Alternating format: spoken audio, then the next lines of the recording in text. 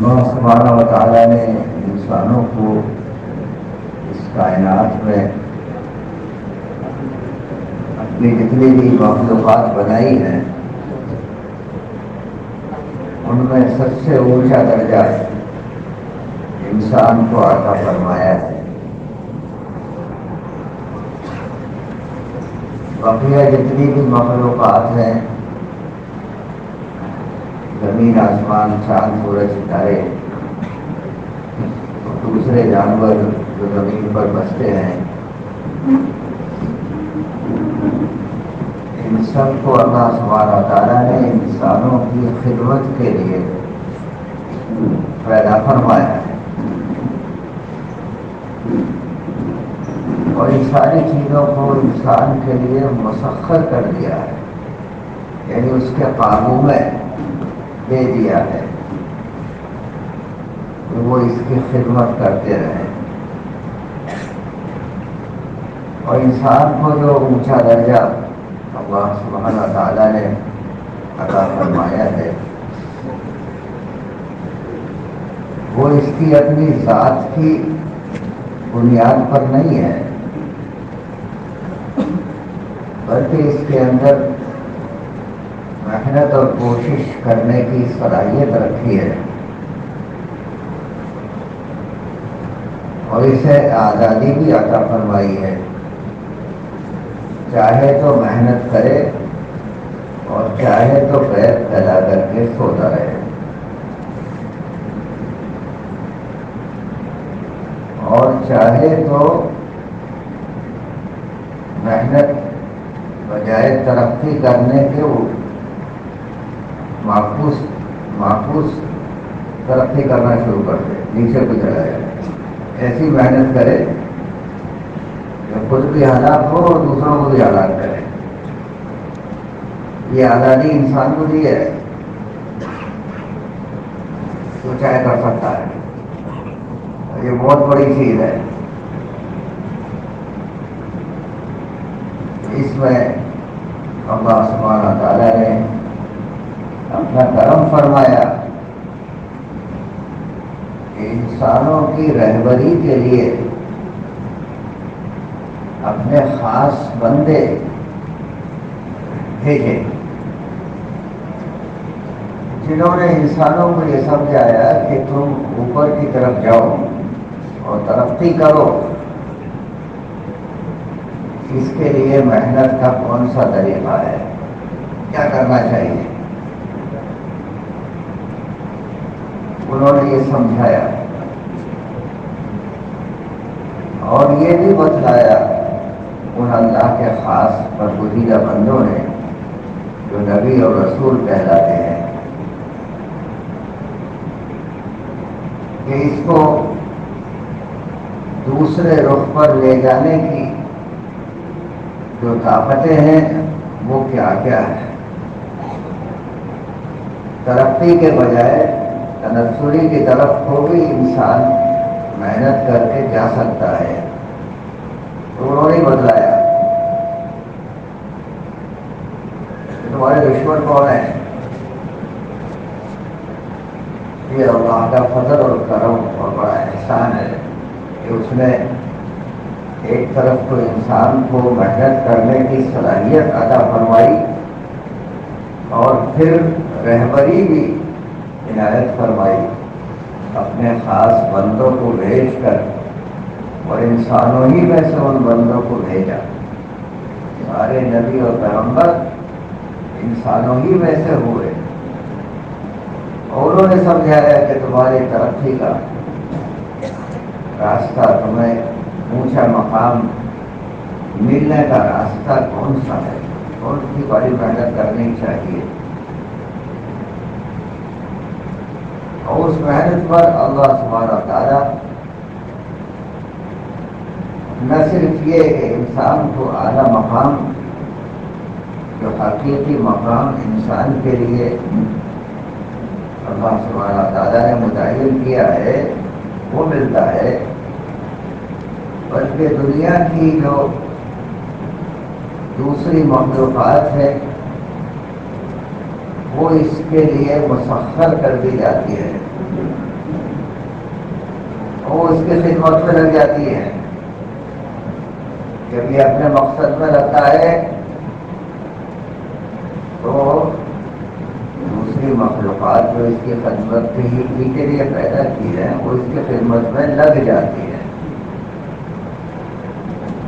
اور اگر ایسا نہیں ہوتا یہ ترقی معکوس کرنا شروع کر دیتا ہے، الٹی طرف کو چلنا شروع کر دیتا ہے. تو پھر وہ جو خدمت کے لیے ساری دنیا کو بنایا ہے نا، ساری مخلوقات، وہ اس کو اور پریشان کرنا شروع کر دیتی ہے. وجہ اس کی خدمت کرنے کے اور اس کے اوپر مسلط ہو جاتی ہے. اور یہ بیچارہ کہیں کا بھی نہیں رہتا. جو حقیقی کامیابی ہے اس سے تو محروم ہو ہی گیا. لیکن دنیا کے اندر بھی جس لذت کے حاصل کرنے کے لیے اور جس چڑک بھڑک کے اندر ہوتے ہوئے یہ آ گیا تھا وہ بھی نہیں ملتی ہے. اور جو اس کا اصل دشمن ہے شیطان، وہ دور سے کھڑا ہو کر کے اس کا مذاق بناتا رہتا ہے کہ دیکھو کیسا بیوقوف بنایا میں نے اس کا. ایسی زبردست ناکامی اس کے ہاتھ آتی ہے اگر یہ صحیح رخ پر اپنی محنت کو لے کر کے نہ جائے. بزرگوں دوستو، یہ صلاحیت انسان کو ترقی کرنے کی اللہ سبحانہ تعالیٰ نے عطا فرمائی ہے. اور یہ صلاحیت پڑھنے لکھنے سے اور ترقی کرتی ہے. آدمی پڑھتا لکھتا ہے، یہ ایک الگ محنت ہے. جیسے آدمی کسی خاص پیشے میں ہوتا ہے، کوئی لوہے کا کام کرتا ہے، کوئی لکڑی کا کام کرتا ہے، کوئی گارے مٹی کا کام کرتا ہے، تو وہ بھی محنت کرتے ہیں. اور یہ پڑھنے لکھنے کی بھی محنت ہوتی ہے. یہ جو پڑھنے لکھنے کی محنت ہے یہ ذرا کافی بہت سخت والی ہے. لگتا ہے ایسے ہی نہیں تو بیٹھا ہوا ہے کر کیا رہا. ایسا نہیں ہے. سب سے زیادہ بہت اسی کو پڑھتا ہے، نہیں پڑھتا تو مٹھی نیچے سے اٹھا کر کے اور چوتھی منزل پر لے جا رہا ہے، سر پہ ہو رہا ہے اور لوہے کو پیٹ رہا ہے اور لکڑی کو کاٹ رہا ہے اور آگ کی بھٹی کے سامنے بیٹھ کر کے روٹی پکا رہا ہے، سالن پکا رہا ہے. اس کو بھی محنت پڑتی ہے، یہ بھی اس سے بہت زیادہ پڑتی ہے. اسی بنا پر اس کے اندر صلاحیت بھی زیادہ پیدا ہو جاتی ہے اور یہ ترقی بھی آگے بہت کر لیتا ہے. کیونکہ انسان کی جو ترقی ہے، یہ جو آگے بڑھتا ہے، اصل تو اپنی محنت یعنی اعمال کے ذریعے ہی سے بڑھتا ہے. لیکن ان اعمال کا تعلق اس کے دماغ سے ہے، اس کی سوچ اور فکر سے ہے. یہ سوچ اور فکر ترقی کرتی ہے اور پڑھنے لکھنے سے ترقی زیادہ تیز ہوتی ہے. اور کاموں سے بھی ہوتی ہے لیکن پڑھنے لکھنے سے بہت تیز ہو جاتی ہے. آگے ترقی کرتا ہے. یہ چیز اللہ سبحانہ تعالیٰ نے دوسری مخلوقات کو نہیں دی ہے. حالانکہ بڑی بڑی مخلوق ہاتھی ہے، کتنا بڑا جانور ہوتا ہے، لیکن اس کا دماغ جتنا ہے اتنا ہی ہے، وہ بڑھتا نہیں ہے. اونٹ ہے، شہد کی مکھی ہے، کیسے کیسے کارنامے کرتی ہے. آپ اگر آپ نے پڑھا ہوگا کہ کس طرح سے وہ سارا اس کا نظام چلتا ہے، اس میں ایک رانی صاحبہ ہوتی ہے، وہ حکومت بھی کرتی ہے اور پورا ان کا ایک نظام ہوتا ہے، لیکن ان میں جتنی عقل ہے وہ اتنی ہے، وہ پڑھ لکھ تو سکتے نہیں، وہ آگے نہیں بڑھ سکتے۔ جتنی مخلوقات ہے وہ ان کی ایک حد مقرر ہے کہ وہ تو انسان کی خدمت کے لیے بنائے گئے ہیں۔ وہ ساری مخلوقات انسان کی خدمت کے لیے اللہ نے پیدا فرمائی ہے، اور انسان کو اللہ سبحانہ تعالیٰ نے بہت اونچا درجہ عطا فرمایا ہے، اس کے اوپر اپنی خلافت کا تاج رکھا ہے۔ فرشتوں کو یہ اعلان کیا کہ میں زمین پر اپنا خلیفہ بنانے جا رہا ہوں، تو انہوں نے کہا آپ خلیفہ بنا رہے ہیں، ہم تو آپ کی عبادت کرتے ہی ہیں، یہ اس میں کون سی چار چاند لگائے گا عبادت میں؟ اور فرشتے ایسے ہیں کہ پلک جھپکنے کے برابر بھی اللہ کی نافرمانی نہیں کرتے، اور ہر وقت جو حکم ہے لا یعصون اللہ ما امرهم ویفعلون ما یؤمرون، بالکل نافرمانی کرتے ہی نہیں، جو ان کو حکم دیا گیا وہی پورا کرتے رہتے ہیں۔ اور ایک کہ اس انسان کو جو آپس میں خون خرابہ کرے گا، جو ان کے اس کے خمیر سے وہ واقف تھے، آپ بنا رہے نہیں تھے، یہ کہا تو اور ہو گیا تھا، نہیں تمہیں نہیں بنا، تمہیں نہیں معلوم۔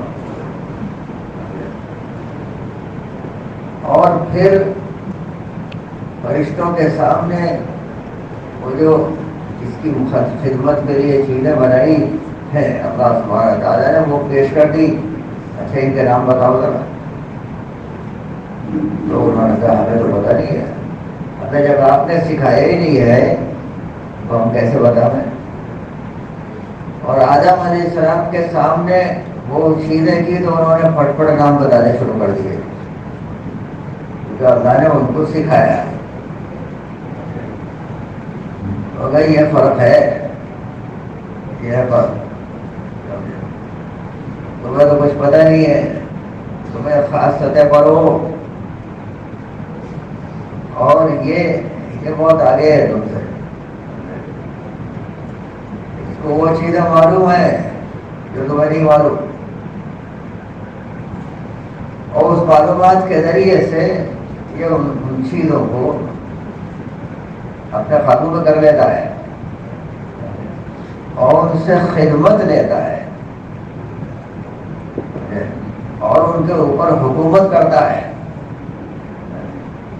ایک چھوٹا سا بچہ ہے اور ہاتھی کے اوپر بیٹھ جائے گا اور اسے چلاتا رہتا ہے، مجھے دیکھ کے حیرت ہوتی ہے، ذرا سا اگر سمنڈ میں لے کر کے اسے پھینک دے تو پتہ نہیں کتنی دور جا کے پڑے گا، لیکن وہ چھوٹا بچہ اسے ہاتھی کو چلاتا رہتا ہے۔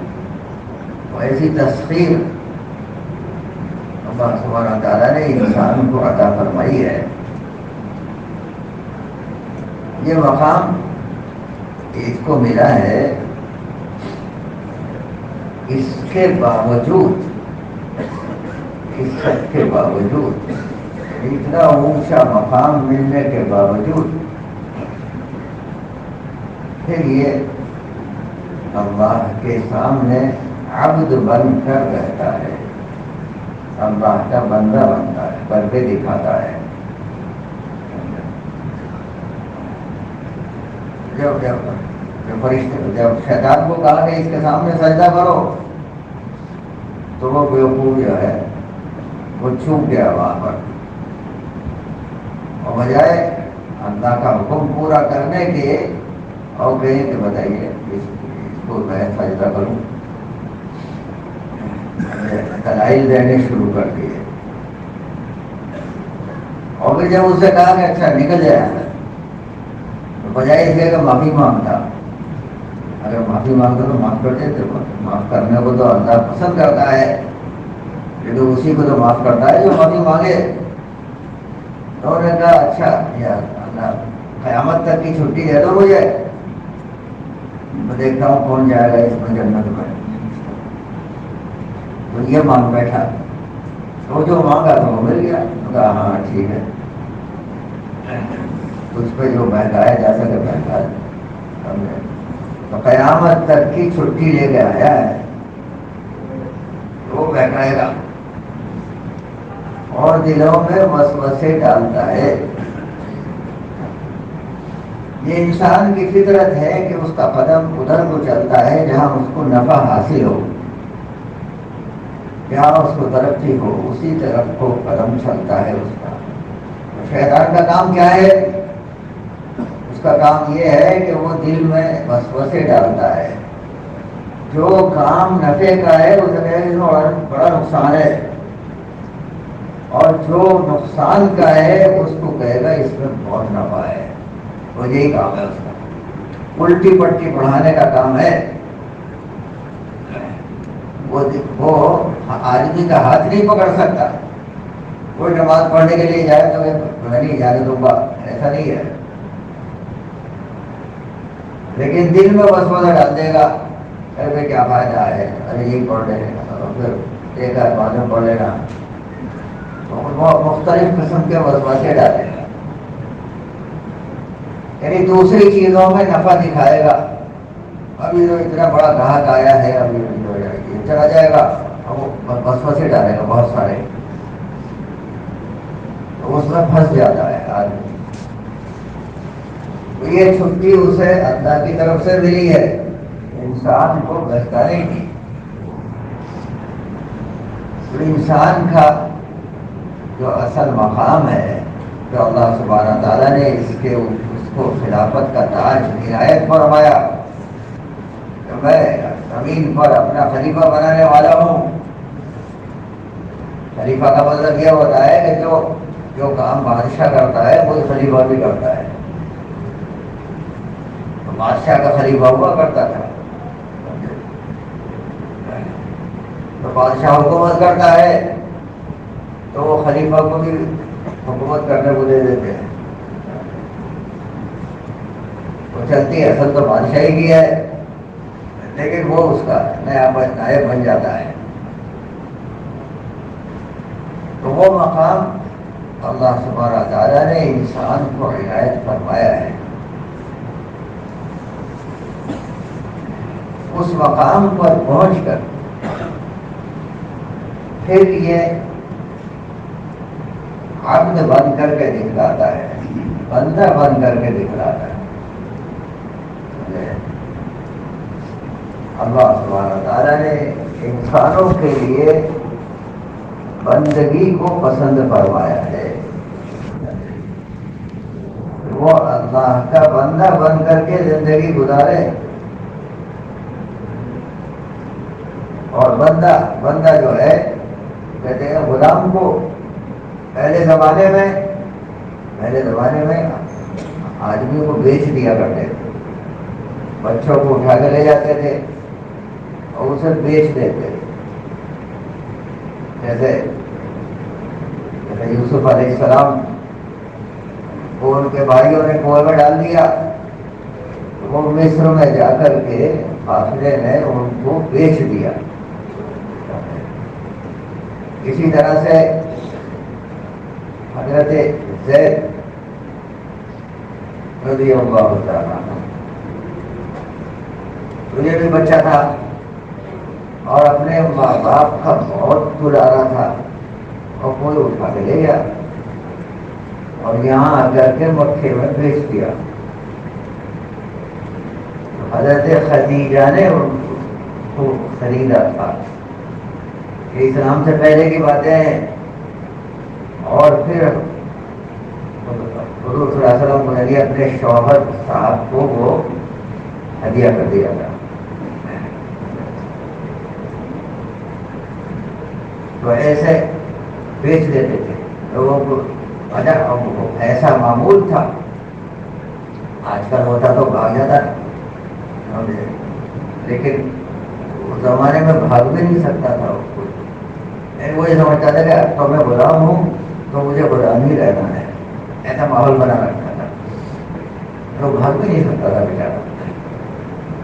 غلام ہے تو بس غلام ہی ہے.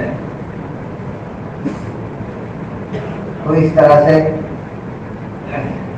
یہ غلام بنا کر کے تو اللہ سبحانہ تعالیٰ جو ہے انسان کو بندہ دیکھنا چاہتے ہیں. بندگی کیا ہے؟ بندگی کے لیے اور وہ سب مشہور ہے، محمود اور ایاز کا سب مشہور ہے کہ وہ اپنے ایاز کو جو اس کا غلام تھا وہ وزیروں سے بھی زیادہ اس کی حیثیت دے رکھی تھی اس نے اپنے غلام کو. بادشاہ جو محمود ہے تو لوگ بہت جلتے تھے کہ یہ ہے تو غلام لیکن بادشاہ ہر کام اسی سے پوچھ کے کرتا ہے، یہ جو کہہ دیتا ہے اس کے خلاف کچھ کرتا نہیں ہے. بہت مجھے غصہ آتا تھا اندر یہ غلام اتنے نیچے درجے گا اور ہم ہیں وزیر صاحب اور ہماری چلتی نہیں اس کی چل جاتی ہے. تو اس نے پھر دکھانے کے لیے کہ غلام کسے کہتے ہیں اور یہ اپنے کام کو پورا کرتا ہے. تو ایک جو پورے مملکت کا سب سے قیمتی موتی جو خزانے میں رکھا ہوا تھا وہ منگایا اور منگا کر کے وزیر صاحب کو دیا، وزیر اعظم صاحب کو. یہ کیا ہے؟ یہ قیمتی پتھر ہے آپ کے خزانے کا اور سب سے زیادہ قیمتی ہے اور کہیں سے توڑ. اب وہ ڈر گیا کہ یہ تو بڑا مسئلہ کر رہا ہے، پتہ نہیں بادشاہ صاحب کیا چاہتے ہیں، وہ بھی سمجھ بھی نہیں آیا. اور میں جی معذرت کرے انہوں نے جلدی سے لے کر کے دوسروں نے ارے کہ بس تو اور وہ کہیں کو دیا، ہر ایک جو ہے وہ چکر بنایا گیا. اور پھر آخر میں ایاز کو دیا، ارے ایاز ان کے بس کریں گے چلے. اور اس نے ایسی زور سے مارا زمین پر لے گیا، اس کے ٹکڑے ٹکڑے ہو گئے. اور پھر ہاتھ جوڑ کے کھڑا بھی ہو گیا، ارے حضرت غلطی ہو گئی. ایک تو اس کا حکم بھی پورا کیا اور پھر کہا کہ ایسا جو گئی تو بھول گیا. تو اس نے بتایا کہ یہ ہے فرق کہ تم نے میرے حکم کو توڑا ہے اور اس نے موتی کو توڑا ہے. اس موتی سے بھی زیادہ قیمتی میرا حکم ہے اس کے سامنے. اسے کہتے ہیں بندہ، اسے کہتے ہیں غلام، غلام جسے کہتے ہیں. تو یہ اپنی ڈیوٹی پر پورا ہے. تم لوگ کچھ نہیں جانتے ڈیوٹی کیا ہوتی ہے. مجھے بادشاہ تو بنا رکھا تم نے، دیر کرتی اب کرتے ہو اپنی منمانی. یہ ایسا نہیں ہے، یہ وہ کرتا ہے جو میں چاہتا ہوں. وہ جو مشورے دیتا ہے وہ مشورے دیتا ہے جو میرے نفع کے ہوتے ہیں. تمہارے مشوروں میں ملاوٹ ہے، اپنا نفع بھی شامل ہے، اس میں نہیں ہے. یہ خالص میرے لیے ہے. تو اس کا درجہ بہت اونچا ہے. اللہ سبحانہ تعالیٰ اسی لیے اس نے ہم کو بندگی کا مقام دینا چاہا ہے کہ میں خلافت کا تاج تو اس کو پہنا رہا ہوں لیکن یہ میرے بندے ہیں. اور قرآن پاک میں بار بار یا عبادی کرتے اے میرے بندو اور بہت پیار کے ساتھ خطاب کیا ہے اللہ سبحانہ تعالیٰ نے، اے میرے بندو ایسا کرو، اے میرے بندو ایسا کرو، اور میں تمہارے لیے بہت کچھ انعامات دینے کو تیار ہوں۔ وہ بندگی کا مقام جو پیدا ہوتا ہے بزرگوں اور دوستوں، اندر میں باصلاحیت بن کر کے پھر آدمی بندہ بنے، تب تو اس کی کوئی قیمت ہے۔ اور صلاحیت ہی نہیں ہے، اللہ سبحانہ تعالیٰ نے مثال بتلائی ہے دو آدمیوں کی، ایک وہ ہے جو گونگا ہے، گونگا یعنی تو بولنے ہی نہیں آتا ہے، یعنی جو جس کو کان یہ سنائی نہیں آتا تو اس کو پھر بولنا بھی نہیں سیکھتا ہے وہ۔ ضرب اللہ مثل الرجلین احدہما ابکم لا يقدر على شيء وهو كل على مولاه أينما يوجه لا يأتي بخير هل يستطيع ومن يأمر بالعدل وهو على صراط مستقيم۔ تو آدمیوں کی مثال دی ہے، ایک تو مجھے بولنا ہی نہیں آتا ہے، اور اس کا آقا اس سے، اور غلام ہے وہ، اور اس سے آقا اس سے کہے کہ بھائی جو بازار سے ذرا سبزی لے کے آنا، سمجھے، بجائے سبزی لانے کے اور ڈال دیا گیا، جو کہا وہ نہیں کیا، اپنے مالک پر بوجھ بنا ہوا ہے، پھر وہ جاتا جاتا ہی نہیں بیچارے کو۔ اور دوسرا وہ آدمی ہے کہ جو عدل کی کرسی پر بیٹھا ہوا ہے، یعنی جسٹس صاحب ہے، چیف جسٹس صاحب، منصف صاحب ہے، تو منصف ویسے ہی بن جاتا ہے، امتحان پاس کرنا پڑتا ہے۔ IAS کا امتحان ہوتا ہے ہر سال ہمارے ملک میں، ہوتا ہے نہیں ہوتا ہے، تو اس میں 85,000 بچے لاکھوں بیٹھتے ہیں پہلے پریلیمنری میں، اس کے بعد پھر ان میں سے سلیکٹ ہوتے ہیں، اور دوسرا پھر تیسرا انٹرویو ہوتا ہے۔ ہر سال 200 یا 300 لیے جاتے ہیں پورے ملک میں، اس میں سے وہ جسٹس صاحب بناتے ہیں لاکھوں لڑکے، جو ایک ہمت بھی نہیں کرتا اس IAS کے امتحان میں بیٹھنے کی، ابھی جو بیٹھتے ہیں تو وہ باقی سارے کئی لاکھ ریجیکٹ، تمہارے بس کا نہیں، اور اس میں سے 200-300 لیے جاتے ہیں۔ وہ ہے وہ منصف صاحب، وہ منصف صاحب جو ہے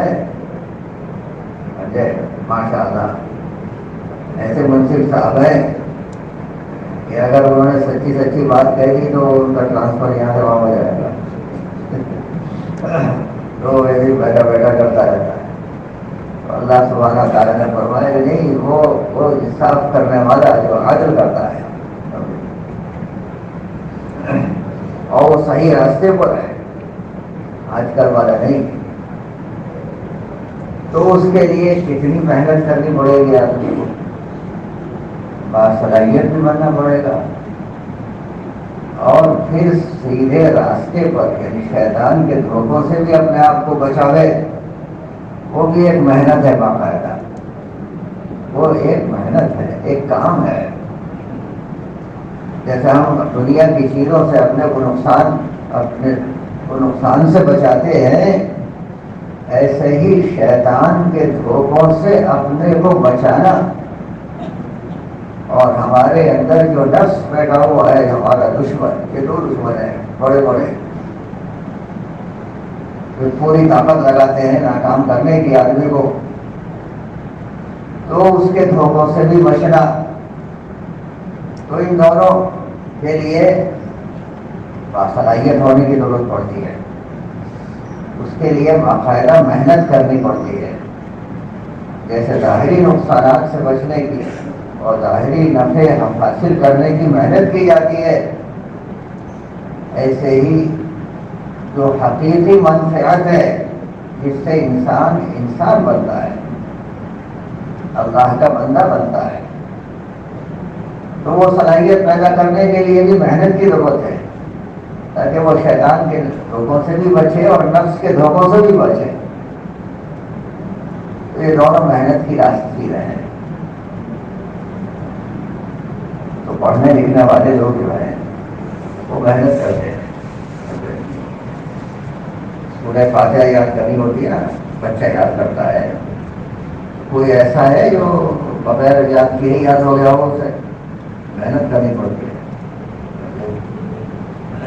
کوئی اللہ پڑھ کے یاد کرنی ہے تو یاد کرنی پڑے گی، بار بار پڑھنا پڑتا ہے. اور پھر پورا قرآن پاک یاد کر لیتے ہیں بچے. تو وہ معمولی محنت نہیں پڑتی اس پہ. جو اس دولت سے محروم ہیں وہ حیرت میں رہتے ہیں کہ یہ پوری و پوری کتاب کیسے یاد کر دی انہوں نے. اگر محنت کی تو یاد ہو گئی. اور بعض جگہ تو ایسی ہے، ہماری جماعت گئی، مولانا احمد راج صاحب بھی موجود تھے، تو وہاں کی لڑکیاں بھی وہ سہائے ستہ کی حافظ ہیں، قرآن پاک تو حدیث کی جو 6 کتابیں ہیں ان کی بھی یاد ہے. اور لڑکیاں لڑکے تو آگے کی چیز ہے، لیکن وہ محنت کی جاتی ہے تو سب ہو جاتا ہے. اور جو محنت نہ کرے تو اسے کہیں گے بہت بڑا مشکل ہے، یہ کیسے ہو گیا. تو اللہ سبحانہ تعالیٰ نے انسان کو بہت اونچا مقام عطا فرمایا ہے، علم کی دولت سے نوازا ہے.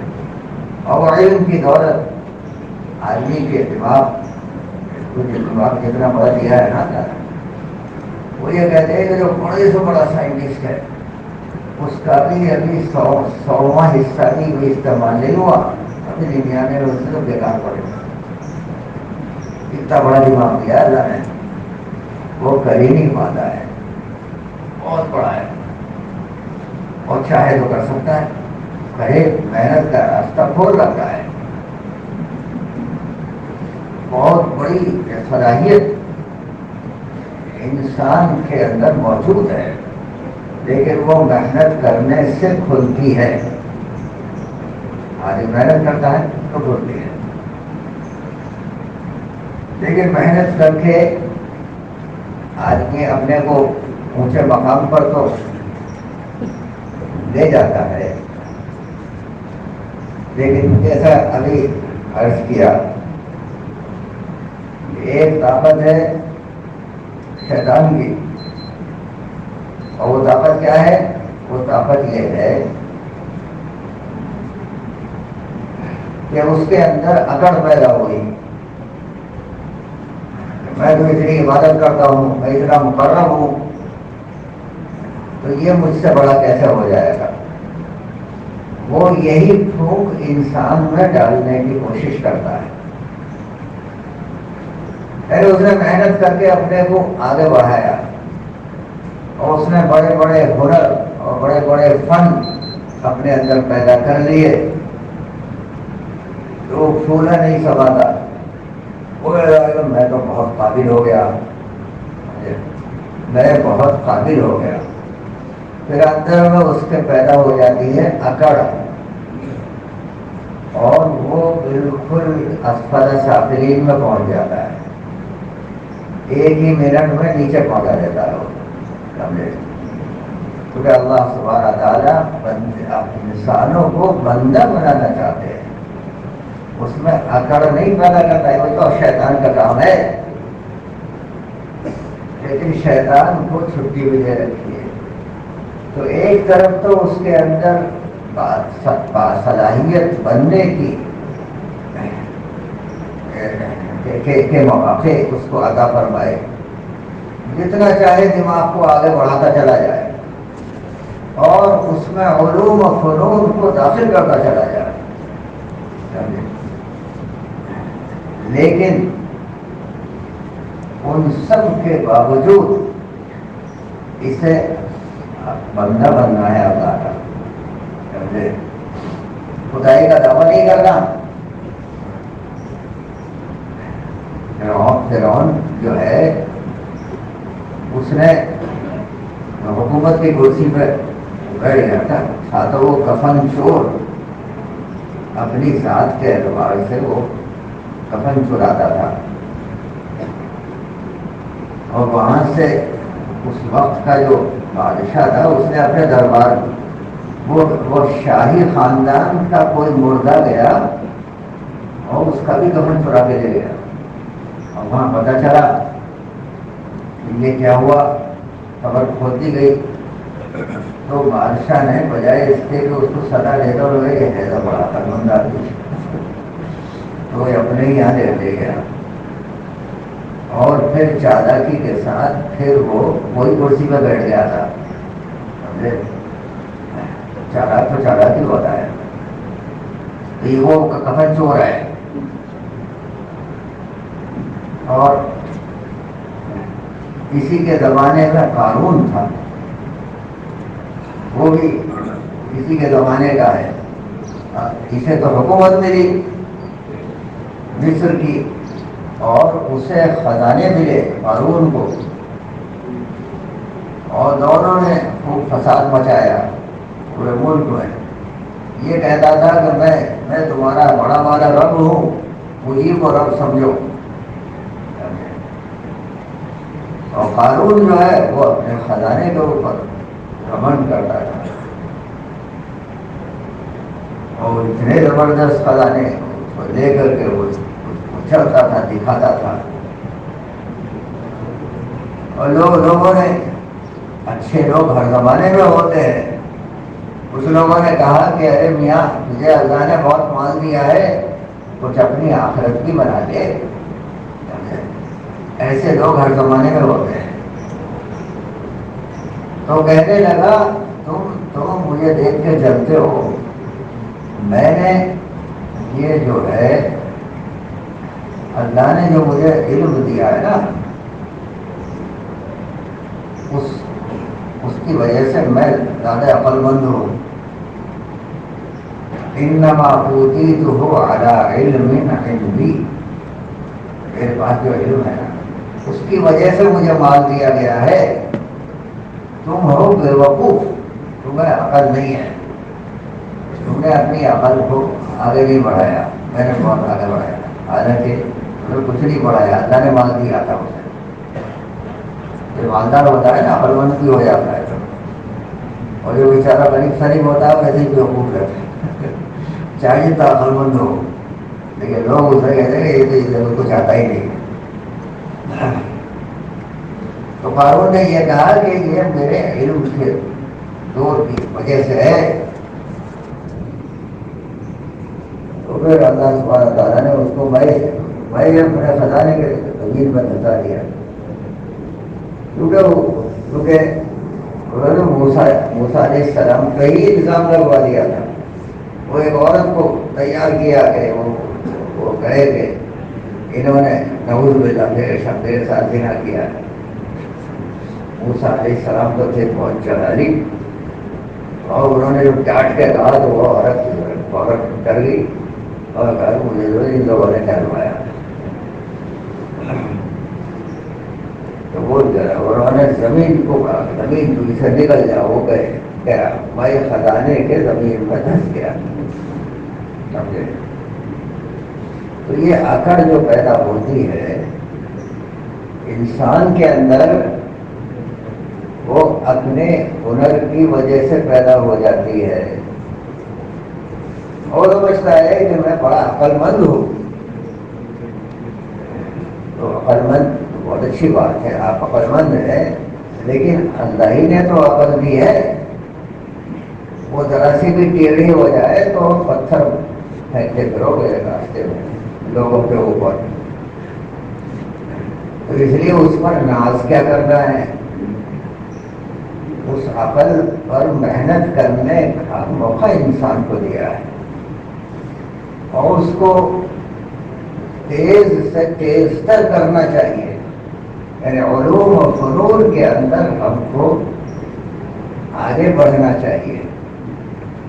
اور اس کی وجہ یہ ہے کہ علوم و فنون سے ہماری زندگی کا جو مقصد متعین کیا گیا ہے اس امت کے ایک ایک فرد کا، وہ انسانیت کو نفع پہنچانے کا ہے.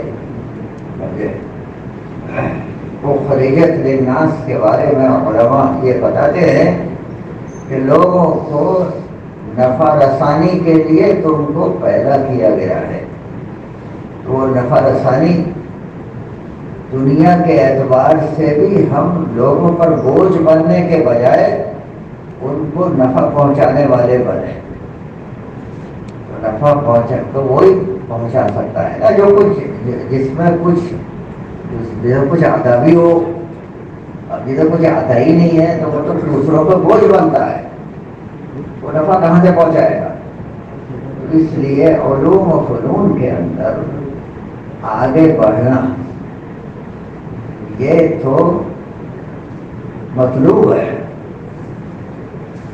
اور یہ بہت اچھی چیز ہے.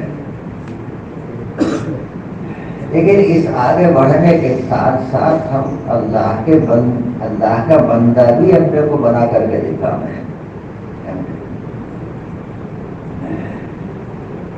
یعنی یہ بات ذہن میں ہو کہ اللہ سبحانہ تعالیٰ ہی نے ہم کو جو کچھ دیا ہے وہ اللہ کی طرف سے اسی کی عنایت ہے اور وہ جس کو چاہتا ہے دیتا ہے.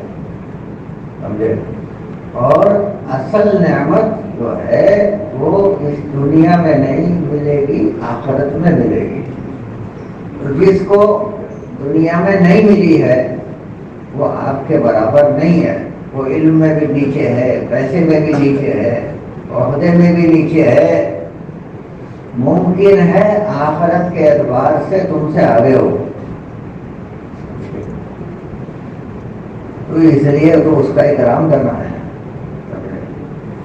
اور اس کا پتہ نہیں ہوتا ہے. ایمان دل کے اندر ہوتا ہے اور کوئی آلہ ایسا نہیں ہے نہ ایجاد ہوا ہے اور نہ شاید ایجاد ہو پائے گا کہ وہ جو ایمان کو اس کی پیمائش کر سکے کہ اس کے دل میں کتنا ایمان ہے، کتنا. سمجھے؟ یہ بہت مشکل کام ہے. اس کے دل کے اندر کیا ارادے اٹھ رہے ہیں تو بھائی ایسی مشین بنانی تو بہت مشکل ہے. ایسی مشین بنانے سے پہلے ہی قیامت آ جائے گی شاید. تو اس لیے وہ بہت مشکل کام ہے.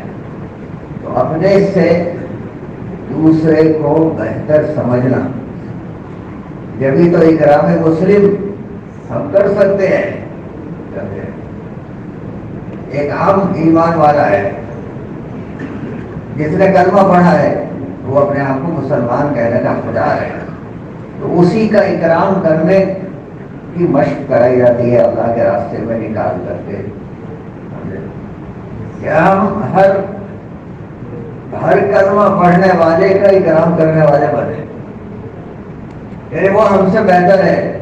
جیسے مہمان کا اکرام کیا جاتا ہے، ہمارے گھر مہمان آوے تو چاہے ہماری اس سے مناسبت ہو یا نہ ہو، فائدہ یہی ہے کہ اب تو وہ مہمان بن کے آیا ہے، اب اس کا اکرام کرنا ہے.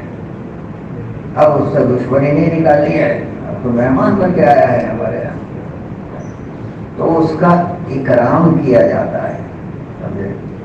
عربوں میں یہ چیز بہت آگے تھی. اسلام سے پہلے بھی وہ مہمان کا بہت خیال کرتے تھے.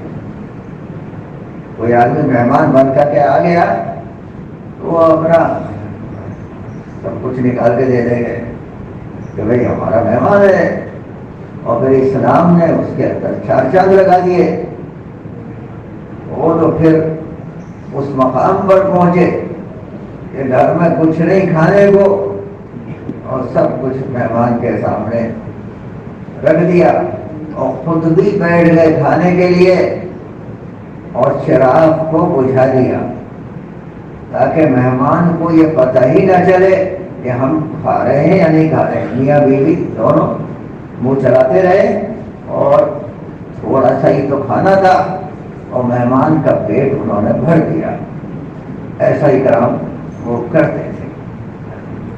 تو یہ اکرام مسلم اپنے سے دوسرے ایمان والے کو بہتر سمجھنا، کیونکہ اس کے اندر جو ایمان ہے وہ ہم سے بہتر ہے. دنیا کے اندر اس کا کیا درجہ ہے شاید معلوم ہو، لیکن آخرت میں کیا درجہ ہے ہمیں نہیں معلوم. اللہ سبحانہ تعالیٰ کے یہاں کتنے اونچے مقام پر ہے. اس لیے ہر ایمان والے کا اکرام کرنا ہے. ارے اس کی عزت ہمارے دل کے اندر ہونی چاہیے، چاہے اس نے ہماری عقل بھی کی ہے، ہم سب کیا کہتے ہیں بد اخلاقی کی ہے، لیکن اس کے بدلہ لینے کا حق آدمی کو ہوتا ہے. لیکن اکرام اپنی جگہ پر ہے. تو وہ چیز ہمارے ذہن کے اندر پیدا ہو تو پھر بندگی کا صحیح مقام انسان حاصل کر سکتا ہے. وہ اللہ کا بندہ بن کر کے زندگی گزار سکتا ہے. سمجھے؟ اس کے اندر پھر تواضع پیدا ہو سکتی ہے. تواضع اسی کو کہتے ہیں کہ کوئی آدمی آج کل کے زمانے میں یہ نہیں کہتا کہ میں خدا بن گیا ہوں فرعون کی طرح سے. وہ تو یہی کہنے لگا تھا کہ میں ہی خدا ہوں موڑا بارا. لیکن آج کل کے زمانے میں کوئی اپنے کو خدا نہیں کہتا ہے، لیکن دوسروں کے مقابلے میں ان کی کیا حیثیت ہے، اصل تو میں ہوں. ایمان کا تقاضا یہ ہے کہ یہ چیز کسی بھی بندے کے لیے مناسب نہیں ہے. اللہ سبحانہ تعالیٰ تواضع کو پسند فرماتے ہیں. گھمنڈ کو اکڑ کو پسند نہیں فرماتے. اور اکڑ اور گھمنڈ جو ہوتی ہے وہ آپس میں ایک دوسرے ہی سے ہوتی ہے. کوئی اللہ کے سامنے کوئی نہیں کرتا، بڑے لوگوں کو معلوم ہے. تو اس لیے ہم اللہ کا بندہ بن کر کے زندگی گزاریں. یہ تبلیغ جو ہے یہ اس بات کی محنت ہے. تو اس محنت کے لیے یہ صفات ہے جس کی ہم نکل کے 6 باتیں ان کی محنت کی جاتی ہے نکل کے. ایمان کی، نماز کی، خشوع و خضوع کی، اپنے علم کو زیادہ سے زیادہ بڑھانے کی، اور اپنے بھائیوں کے وہ بھی علم کے اندر آگے بڑھیں، اللہ کا دھیان پیدا کرنے کی، اور اسی طرح سے اکرام مسلم کی اور اخلاص کی، اور اپنے جان و مال کو دین کی نسبت، دین کی ہدایت کے پھیلنے کی نسبت پر خرچ کرنے کا جذبہ. دل کے اندر یہ جذبات پیدا ہو جائے، یہ اس بات کی محنت ہے.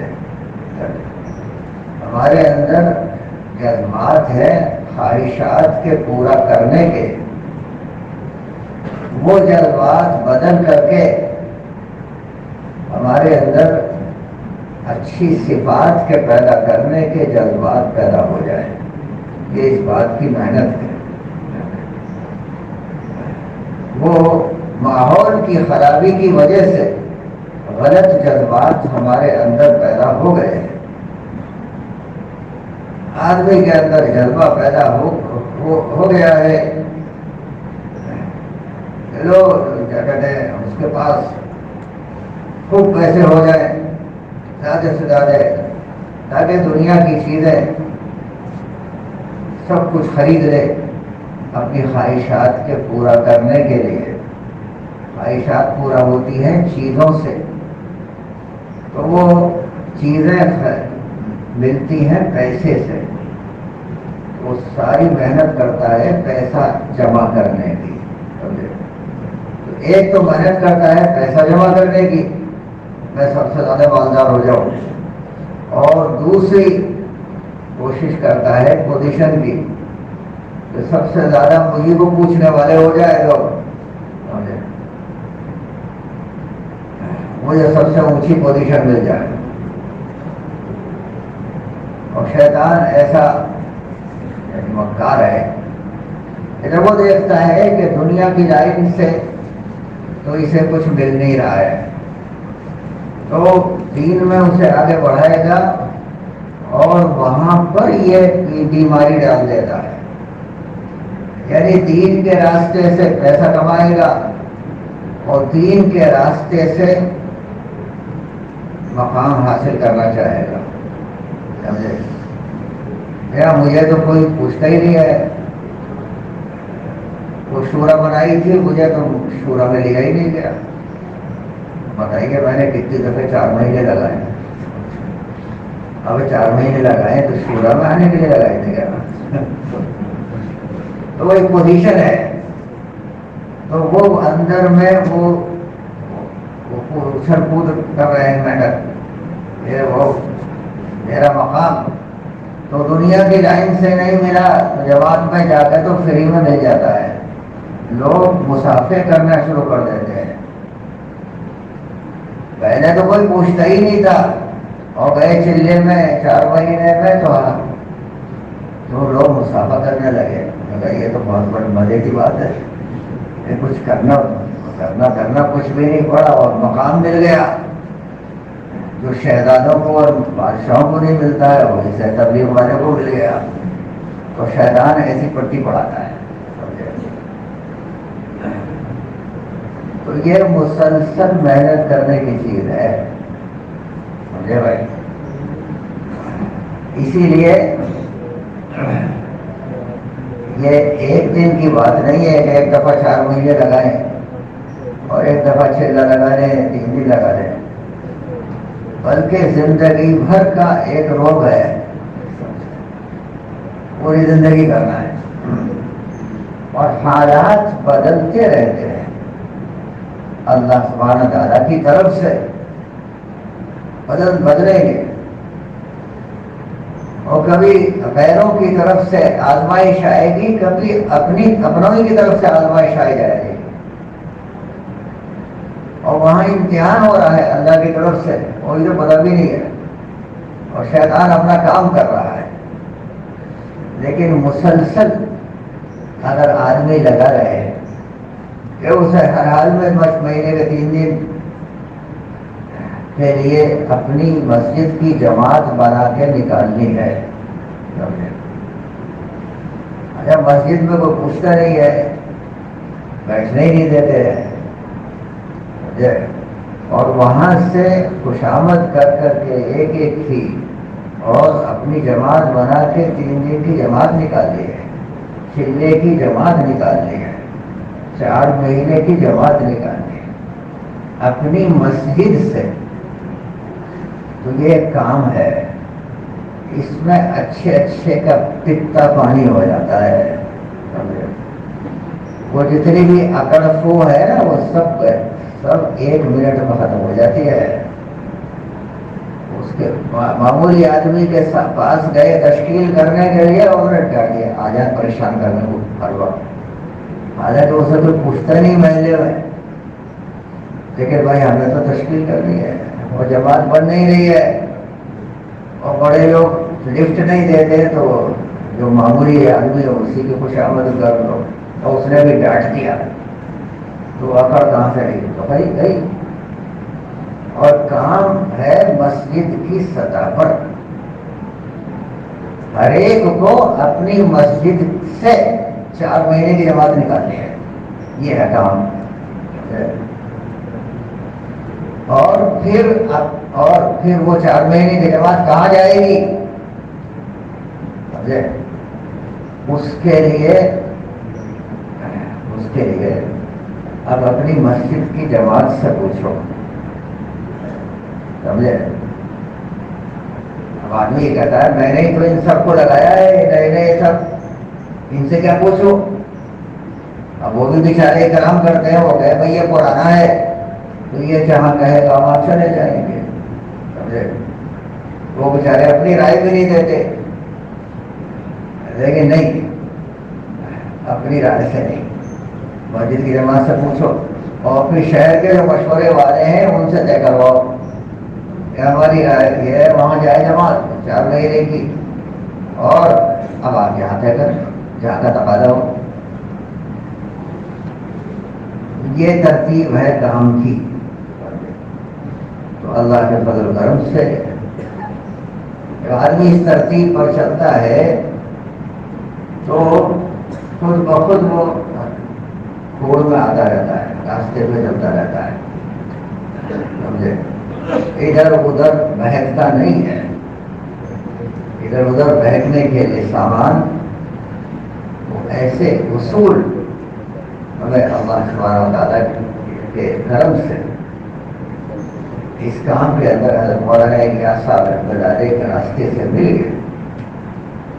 انہوں نے گھروں آنسو بہائے ہیں اس کے لیے، سمجھے؟ اور پھر اللہ سبحانہ و تعالیٰ نے یہ اصول ان کو عنایت فرمائے، اور ایک ایک اصول کے بارے میں وہ اہل علم حضرات سے پوچھتے رہتے تھے، اور یہ کہتے تھے کہیں کہیں میں غلطی پر تو نہیں ہوں۔ اپنے وقت کے جو علماء تھے ان سے بار بار یہ کہتے تھے کہیں مجھے استدراج تو نہیں ہو رہا ہے، کہیں دھوکہ تو نہیں ہو رہا ہے، لوگ میری بات کو بڑی جلدی قبول کر رہے ہیں تیزی سے، کہیں شیطان تو مجھے دھوکہ نہیں دے رہا۔ تو اس طرح سے بار بار اہل علم حضرات کے سامنے جا کے کہتے تھے، اپنی نہیں چلاتے تھے، جن کے راستے سے سارا کام ملا ہے میں ان کا تو یہ حال تھا۔ انہوں نے کبھی یہ نہیں کہا کہ میں نے ایسا کیا، اور بھائی پورا کا پورا دین اللہ سبحانہ تعالیٰ نے حضور اکرم صلی اللہ علیہ وسلم کے راستے سے ہم کو عنایت فرمایا، جب انہوں نے کبھی نہیں کہا، بلکہ فتح مکہ کے اوپر وہ تو یہ کہتے ہیں کہ حیات الصحابہ میں لکھا ہوا ہے کہ ان کا سر مبارک اونٹ کے تجاوے سے لگ جاتا تھا، ایسا توازوں کے ساتھ چل رہے تھے، مکے میں داخل ہو رہے تھے، اور یہ دعا پڑھتے جاتے تھے، لا الہ الا اللہ وحدہ انجز وعدہ وہزم الاحزاب وحدہ۔ اللہ اکیلے اللہ ہی نے کیا اور اس نے اپنا وعدہ پورا کر دیا، اور اسی نے سارے اوثان کو ڈھیر کر دیا۔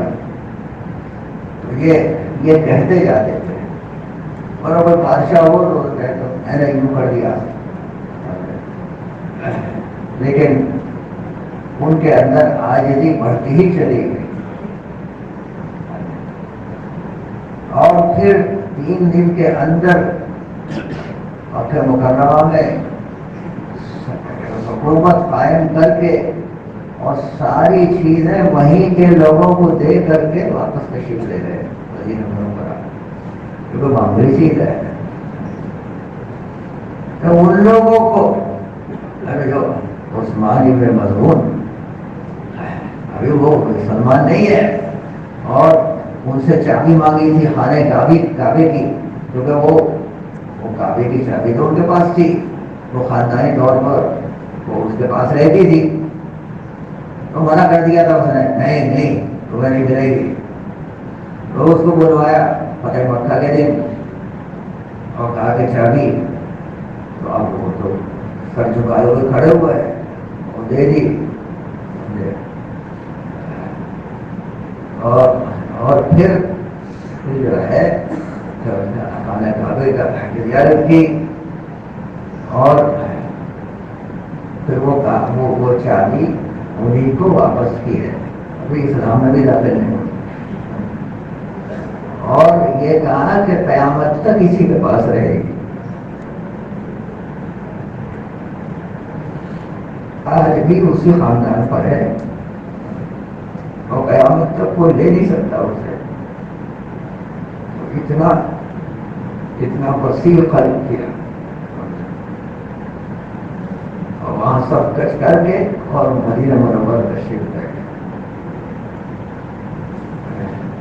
تو یہ کتنی بڑی بات ہے، یہ عافیت کو دکھلانے والی بات ہے، یہ ہمارے لیے سبق ہے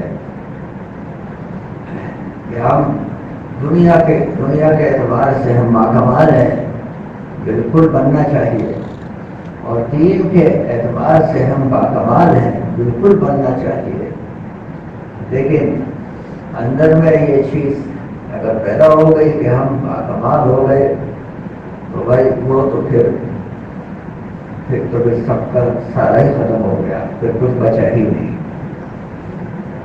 وہ جب ہی باقی رہتا ہے جب ہم اس کام کے اندر پابندی کے ساتھ لگنے والے بنے، اور جو اس کام کے اصول ہیں ان اصولوں کو اپناتے ہوئے ہم چلتے رہیں، مسجد وار جماعت کو مضبوط بنا لیں، اپنی مسجد، اپنے محلے میں، مسجد میں کام نہیں کرنے دیتے۔ ہمارے یہاں علی گڑھ میں جب یہ کووڈ آیا تو وہ مسجدیں بند کر دی، سمجھے، پہلے تو وہاں سے خانہ کعبہ پہ دکھا دیا کہ 2-2 میٹر پہ کھڑے رہو، اچھا، اور مسجد میں 5 آدمی آئیں گے، تو بڑا مسئلہ ہوا، تب کیا کریں؟ ہمارے ساتھی بیٹھے مشورے میں اور کہا کہ کیا مسجد میں نہیں جائیں گے تو گھروں سے کام کریں گے، تو ہر مسجد کے اطراف میں کہیں 4 کہیں 5 کہیں 6 ٹھیے بنا دیے گھروں پر، وہیں پر تعلیم، وہیں پر نماز، وہیں پر کشت، وہیں سے کشت۔ تو پہلے تو تھی ایک مسجد، اب ہو گئی 6 مسجد۔ تو ہمارے یہاں تو بھائی کووڈ میں کام بڑھ گیا تھا اللہ کے فضل سے، کیونکہ اس کو ڈیسینٹرلائز کیا، سمجھے، ہمارے یہاں یونٹ مسجد ہے، انہوں نے مسجد پہ ہی حملہ کر دیا، سارے واتاورن میں گھومتے پڑے، سب مسجد میں 5 سلادے نہیں ہوں گے، اور وہ بھی 2-2 میٹر پہ کھڑے ہوں، گئی کو پڑھے ہو رہی ہے بھائی، چلو بھائی اپنے گھر پہ ہی پڑھے، تو ٹھیے بنا لیے۔ تو ہمارے یہاں تو کام بڑھا علی گڑھ میں اس وقت، جب یہ کووڈ آیا سب لوگ ٹھنڈے ہو گئے کہ بھائی اب کیسے کریں، تو جب سر جوڑ کے بیٹھے تو پتہ چلا کہ نہیں، کام کرنے کی شکلیں تو موجود ہے، ہمارے یہاں تو کام خراب ہو سکتا ہے۔ تو ان لوگوں سے ملاقاتیں ہوئی جو ان سے ہوتی ہی نہیں تھی، مسجد وار جماعت کر ہی نہیں پاتی تھی، اور یونٹس بہت چھوٹی سی بن گئی، تو وہ کام ہوا خوب تیزی کے ساتھ۔ اگر ہم اپنے اصولوں پر پابند نہیں کرتے اور کام کو آگے بڑھاتے رہیں، اپنے کو مشورے کے تابع کریں، اپنے کو مشورے کے تابع کریں، یعنی اپنی خواہش کے بجائے۔ اچھا، ہمارے یہاں مشورے کیا ہوتا ہے کہ یہ جماعت کہاں جائے گی، اتنا ہی تو مشورہ ہوتا ہے، اور کون سا مشورہ ہوتا ہے ہمارے یہاں، اور کوئی خاص مشورہ نہیں ہوتا۔ بیان کی ہمارے یہاں کوئی حیثیت نہیں ہے، اصل جو ہے وہ جماعت کہاں جائے گی، ابھی اس کا رخ کا مشورہ ہوتا ہے، تو اس میں اپنے نہیں چلاتے، کہیں نہیں چاہتے ہو کہ وہیں جائیں گے، اگر تو خرچہ بتا دیا کہ اتنا خرچہ ہے ہمارے پاس، اب تم چاہے گا تو۔ اور چاچی بعض مرتبہ کہتی ہے کہ ہمیں گرمی کے زمانے میں کشمیر بھیج دو، تو اگر راجستھان جائے گا وہ مشورے کی جماعت جو ہے وہ راجستھان بھیج دیتی ہے، اور بہت سخت قسم کی گرمی پڑتی ہے، تو وہ جماعت چلی جاتی ہے بیچارے پھر، اس لیے اپنی رائے دیتے ہی نہیں، کہتے یہ تو الٹی کر دے گا، وہاں تو پیسے کے حساب سے جماعت کا رخ دے دیتے ہیں اور تقاضا دیکھتے ہیں، کس جگہ پر کیسا تقاضا ہے وہاں پر جماعت کو روانہ کیا جاتا ہے۔ اس ترتیب سے ہم اپنے آپ کو اگر مشورے کے تابع کر کے چلاتے رہیں، اور جو جتنا اوپر کے مقام پر جا رہا ہے وہ اتنا ہی اپنے کو مشورے کے تابع کرے، تو بھائی یہ ترقی ہے، کام کی بھی ترقی ہے، ورنہ ایسا لگے گا کہ کام بہت آگے جا رہا ہے اور کام جا رہا ہے بہت پیچھے، کہ لوگ اپنی چلانا شروع کر دیتے ہیں، سمجھے؟ تو وہ دنیا کی لائن سے نہیں چلائے گا، دین کی لائن سے اپنی چلانا شروع کر دے، تو فرق کیا پڑا ہے؟ اللہ سبحانہ تعالیٰ بہت بڑے ہیں، سمجھے؟ اور انہوں نے انسانوں کو اونچا مقام دینا ہی طے کیا ہے، لیکن وہ اقلیت پر ہی ملے گا، وہ تواضع پر ہی ملے گا۔ ہم اللہ کے سامنے بھی اپنے کو چھوٹا بنائیں اور اللہ کے جو بندے ہیں ان کے سامنے بھی اپنے کو چھوٹا بنائیں، تو پھر اللہ سبحانہ تعالیٰ ہمیں مقام عطا فرمائیں گے۔ تو اس کام کے اندر اپنے کو تابع کرنا، مشورے کے تابع کر دینا، تو کسی بڑے بزرگ کے مشورے کے تابع کرنا تو آسان ہے، لیکن مسجد وار جماعت جو ہماری ہی جماعت لگائی ہوئی ہے اس کے تابع کرنا بہت مشکل ہے، تو اسی کے تو تابع کرنا ہے، وہی ہے مشورہ اصل۔ اور پھر شہر میں جو دوسرے بیٹھے ہوئے ہیں جو مشورہ کرتے ہیں، مختلف مساجد کے لوگ آتے ہیں، شب گزاری ہوتی ہے کہیں پر، تو مختلف مزاج کے لوگ ہوتے ہیں، اور بعض ایسے بھی ہوئے جن سے ہماری نہیں بچتی ہے، اور انہوں نے ہمارے لیے طے کر دیا تو کہ ہم مانیں گے، ٹھیک ہے جانتے گئے وہی کریں۔ تو یہ ہے اصل ترقی کا جو زینہ ہے، وہ یہ ہے، اسی سے آدمی آگے بڑھتا ہے، اور پھر ساری انسانیت کی آنکھوں کا تارا بنتا ہے ایسا، یعنی دنیا میں بھی اللہ سبحانہ تعالیٰ اس کو محبوبیت عطا فرماتے ہیں، اور اس کی زندگی میں برکت ہوتی ہے۔ اللہ سبحانہ تعالیٰ ایسے ہی انسانوں کو عزت عطا فرماتے ہیں، العزت للہ ولرسولہ وللمؤمنین ولکن المنافقین لا یعلمون۔ تو یہ چیزیں جو انسان کی چاہت ہے وہ بھی ایمان والوں ہی کو ملتی ہے دنیا میں۔ دل کا چین اور سکون کون نہیں چاہتا ہے؟ وہ تو ایمان والے کو ملتا ہے۔ عزت اور محبوبیت کون نہیں چاہتا؟ برکت کون نہیں چاہتا؟ ہر آدمی چاہتا ہے برکت ہو جائے، اس کے مال میں برکت ہو، اس کے وقت میں برکت ہو، پھر ایمان والے کو ملتی ہے۔ غیر ایمان والے تو برکت ان کی ڈکشنری میں برکت کا لفظ ہی نہیں ہوتا، برکت کیا ہوتی ہے وہ جانتے ہی۔ تو یہ ایمان والوں کو ملتی ہے دنیا میں، اور اصل نعمت ہے اللہ سبحانہ تعالیٰ آخرت میں عنایت فرمائیں گے۔ اس لیے بھائی یہ جو طبقہ ہے جسے نیچے اعلان کیا گیا کہ بھائی پڑھے لکھے اوپر چلے جائیں، حالانکہ آج کل تو پڑھے لکھے سبھی ہوتے ہیں، مقصد یہ تھا کہ یہ لوگ جو ہے عام طور سے یہ جو ملازمت کرتے ہیں ان کو چھٹیاں مل جاتی ہیں، یہ ان کے ساتھ ذرا سہولت ہے، ان کو ذرا سہولت ہے، جس کا اپنا کام ہوتا ہے نا وہ پورے سال پھنسا جاتا ہے اس میں۔ اور یہ ملازمت والے یہ چھٹی والے ہوتے ہیں، تو اس میں ذرا سہولت ہوتی ہے. تو اس لیے اگر چھٹیوں کے اعتبار سے اپنے اصل و تقاضوں پر جانے کی ضرورت ہوتی ہے، لیکن اگر چھٹیوں کے اعتبار سے بھی اپنی ترتیب بنا لیں تو ایک بہت بڑا طبقہ ایسا ہے جو ان پڑھے لکھے لوگوں کے پیچھے پیچھے چلنے کو پسند کرتا ہے، اور وہ آپ کے ساتھ چلا جائے گا اور سہولت سے ایک کام ہو جائے گا. اس لیے ان کو الگ بٹھا دیتے ہیں کہ وہ ان کے لیے ایک سہولت ہے کہ ایک کو چھٹی مل جاتی ہے، یہ اپنے مہینے کا تعین کر لیتے ہیں، کر سکتے ہیں کہ فلاں مہینے میں اور ہم جائیں گے. کسی کارخانے میں بھی کام کرتے ہیں تو کارخانے والے کو پتا ہے کہ بھائی یہ فلاں مہینے میں تو یہ رکے گا نہیں میرے کہنے سے، سمجھے.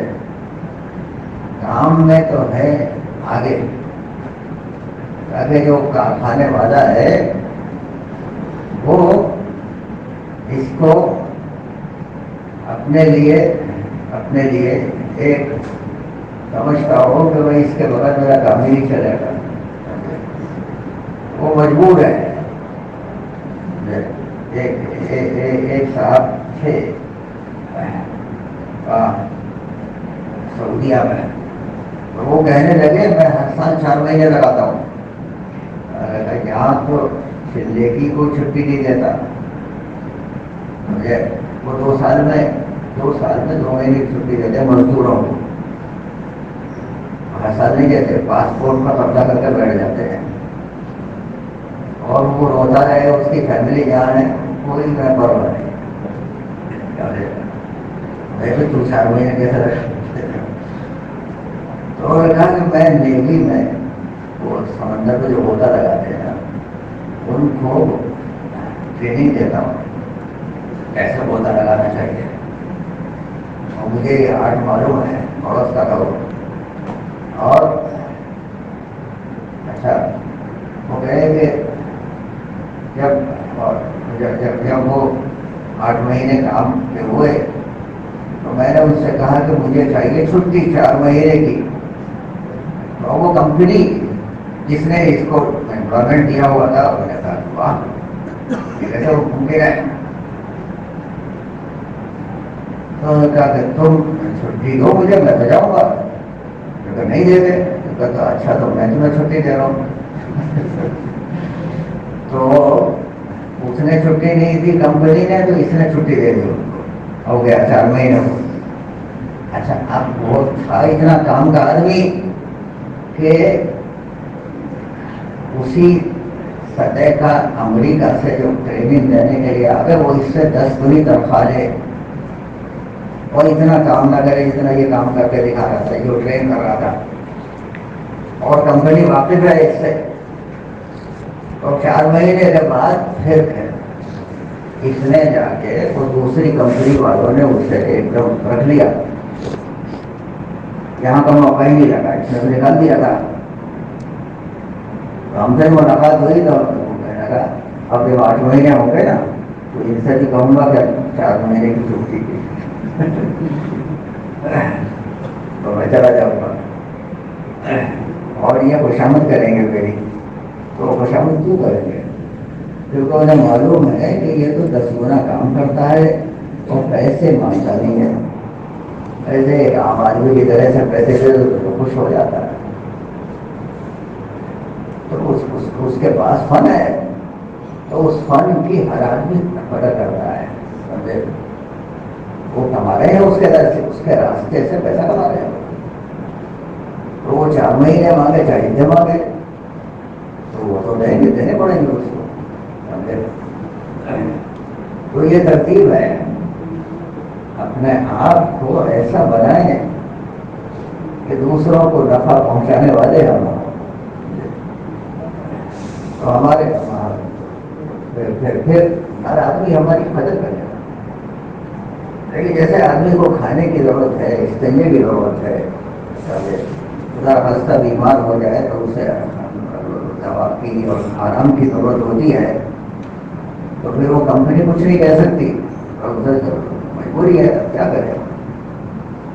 تو ایسے ہی یہ ایک ضرورت ہے، انسانیت جہنم کے گڑھے میں جا رہی ہے، وہ ہماری ذمہ داری ہے، اور دوسری زندگی ملنی نہیں ہے، ایک ہی ملے گی، تو ہم سارا ہی وقت اپنا پیسہ کمانے میں لگا دیں، اسی کمپنی کی خدمت ہی کرتے رہیں 24 گھنٹے، سال کے 365 دن، اور سال کے 12 مہینے، ہفتے کے 7 دن، یہ تو کوئی بات ہی نہیں ہے۔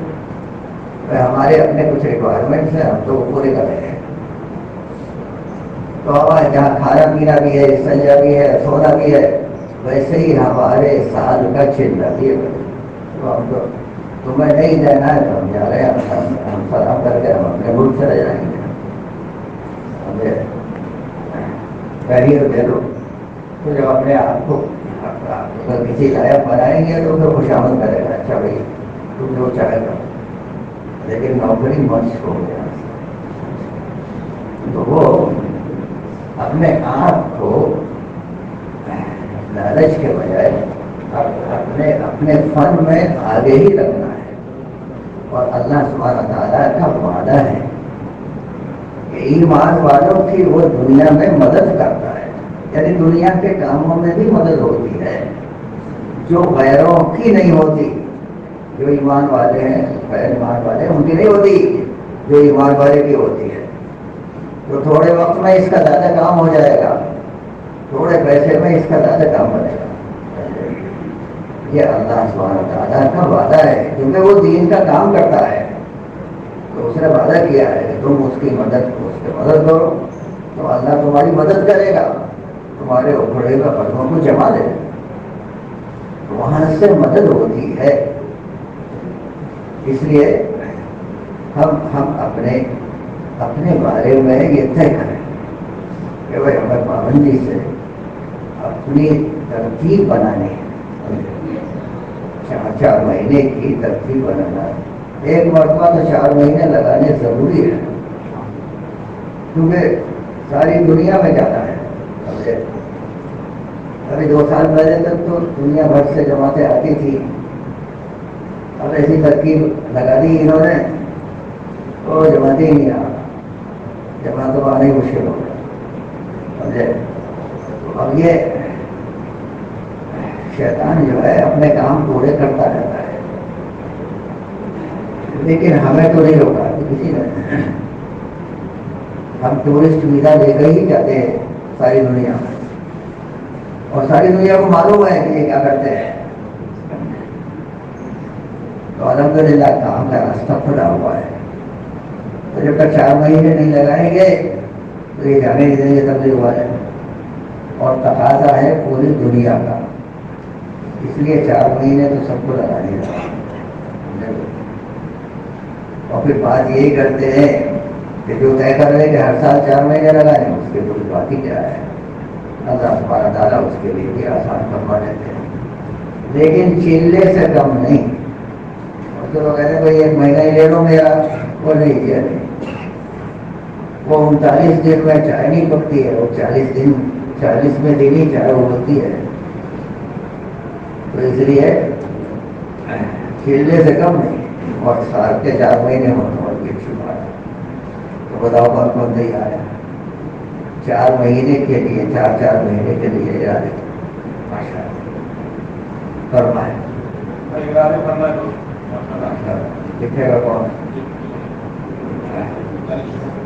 ماشاء اللہ، اپنا نام بتا دیں، اپنا علاقہ بتا دیں، نام سنوا دیں، کچھ سارے لوگوں سے بات کریں۔